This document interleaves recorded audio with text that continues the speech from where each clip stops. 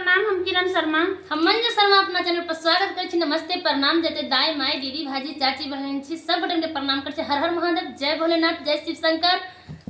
हर हर महादेव। बहुत नजदीक सावन आबि गेल छै।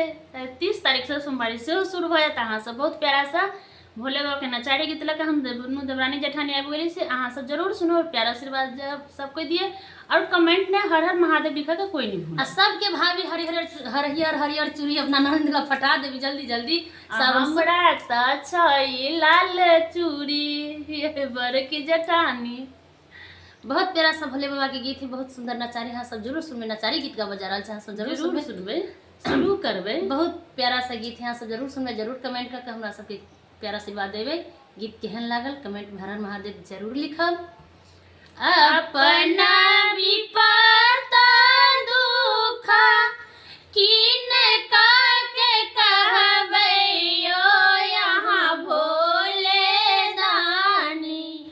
अपना विपदा दुख किनका के कहबै यो यहाँ भोले दानी। कहिया हरब दुख मोरियो यहाँ भोले दानी।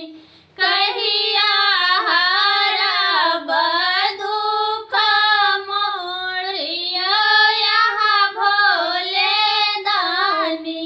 अपना विपदा दुख किनका के कहबै यो यहाँ भोले दानी।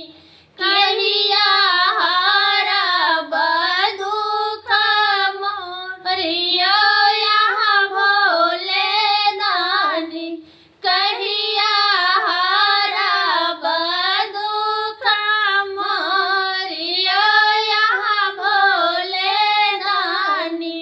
सबके जे देलियै बाबा कहलय अटारियो यहाँ भोले दानी। सबके जे देलियै बाबा महलय अटारियो यहाँ भोले दानी। निर्धन बनैली मोहियो यहाँ भोले दानी।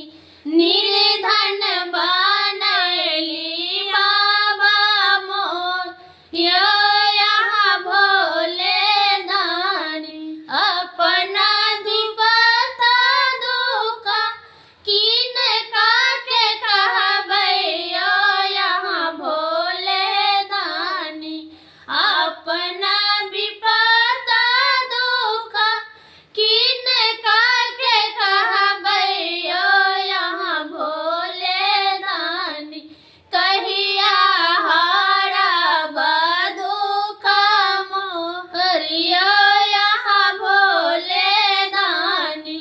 कहिया हरब दुख मोरियो यहाँ भोले दानी।